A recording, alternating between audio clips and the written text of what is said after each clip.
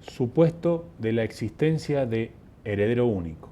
El artículo 2336 del Código Civil y Comercial dice que si el causante deja un solo heredero, las acciones personales de los acreedores pueden dirigirse a su opción, ya sea ante el juez del último domicilio del causante o ante el juez que corresponda al domicilio del heredero único.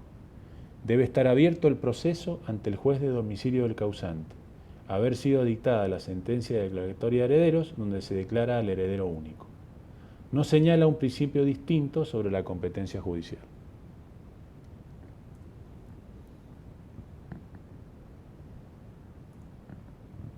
Foro de necesidad, artículo 2602 del Código Civil y Comercial de la Nación. El Código Civil y Comercial de la Nación incorpora como novedad el denominado foro de necesidad, que prevé la posibilidad excepcional de intervención de jueces argentinos, aunque no se les atribuya jurisdicción internacional. Es un remedio basado en el derecho de acceso a la justicia, que permite otorgar jurisdicción internacional a los jueces que, en principio, carecen de potestad para conocer y sentenciar en un supuesto concreto. Su aplicación es restrictiva en determinados casos.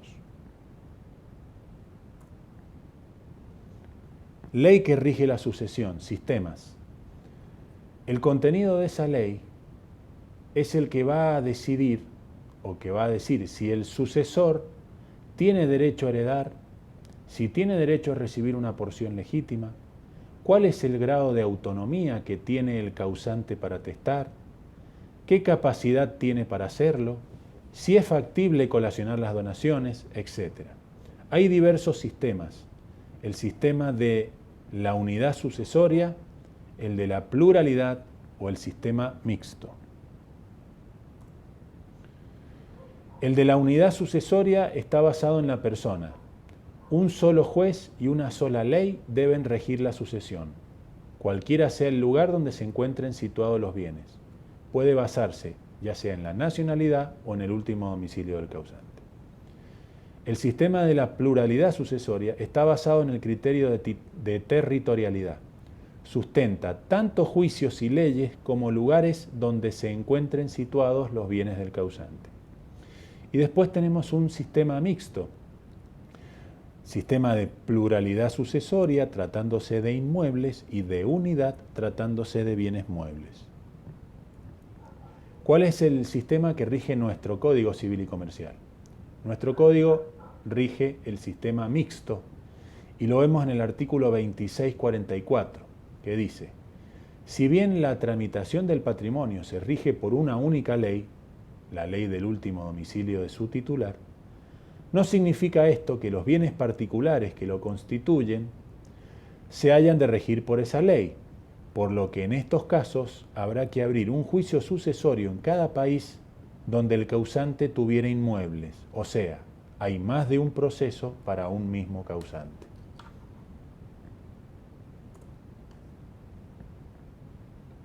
Jerarquía de las normas aplicables.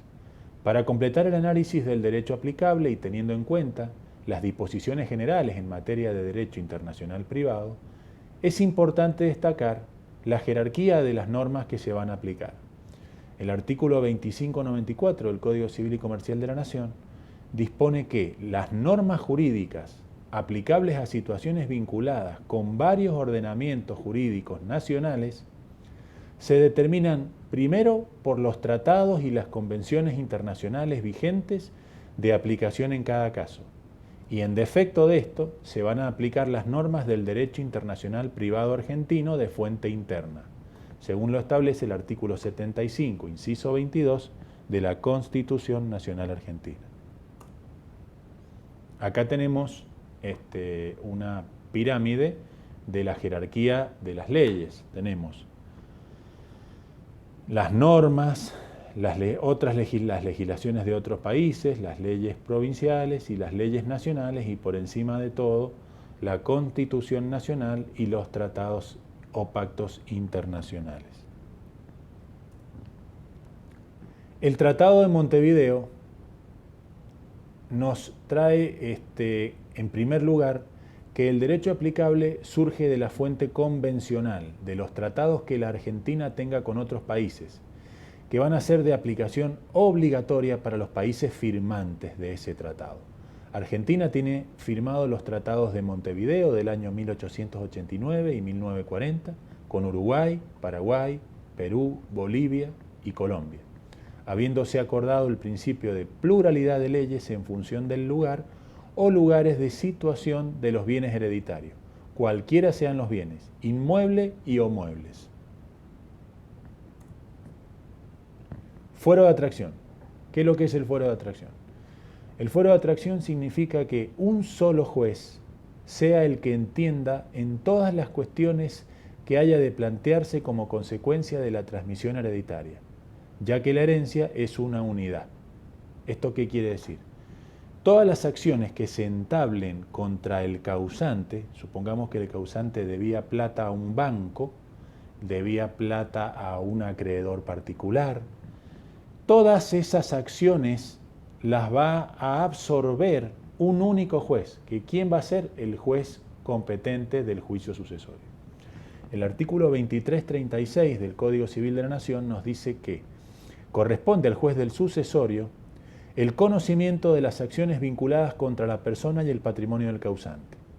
Como fundamento tenemos a la economía judicial, ya que concentrando las acciones ante el mismo juez, se consigue rapidez y eficacia en la administración de justicia, facilitando la liquidación de la herencia, la división de los bienes y el pago de las deudas. Caracteres del fuero de atracción. Es parcial en un doble sentido, ya sea porque funciona cuando los herederos son demandados, por eso es pasivo ya que se ha creado en beneficio de los acreedores, y porque no abarca todas las acciones contra los herederos, ya que se van a excluir del fuero de atracción las acciones reales, las acciones por créditos laborales y las acciones tributarias. Es excepcional porque altera las reglas de la competencia tanto territorial como en razón de la materia.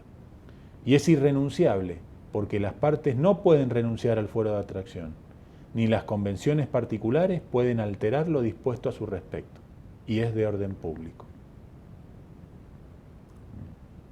Supuestos de actuación del fuero de atracción.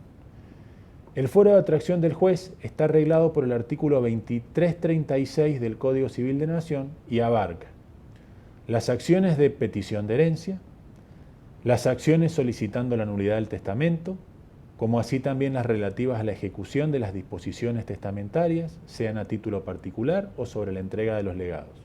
Por ejemplo, las demandas sobre la interpretación del testamento, las acciones de legatarios contra herederos por el cumplimiento en la entrega del legado, las acciones de renovación del legado por incumplimiento del cargo, las demandas por reducción del legado, etc.